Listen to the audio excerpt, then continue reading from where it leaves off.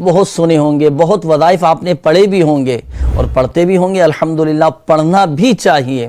اللہ پاک ہم سب کو برکتیں نصیب فرمائیں۔ کیا آپ جانتے ہیں کہ وہ کون سا وظیفہ ہے جو ہمارے آقا صلی اللہ تعالیٰ علیہ وآلہ وسلم پڑھا کرتے تھے اور اپنے نواسوں پر، حسنین کریمین رضی اللہ تعالیٰ عنہما پر دم فرمایا کرتے تھے؟ تو سنیے حدیث پاک۔ حضرت عبداللہ بن عباس رضی اللہ تعالیٰ عنہما فرماتے ہیں کہ تاجدار رسالت صلی اللہ تعالیٰ علیہ وآلہ وسلم حسنین کریمین رضی اللہ تعالیٰ عنہما پر چند کلمات پڑھ کر دم فرمایا کرتے تھے اور فرماتے کہ تمہارے جد امجد حضرت اسماعیل علیہ السلام اور حضرت اسحاق علیہ السلام پر پڑھ کر انہیں بھی دم فرمایا کرتے تھے۔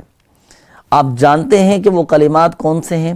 تو لیجئے سنیں، وہ کلمات یہ ہیں: اعوذ بکلمات اللہ التامہ من کل شیطان وہامہ ومن کل عین لامہ۔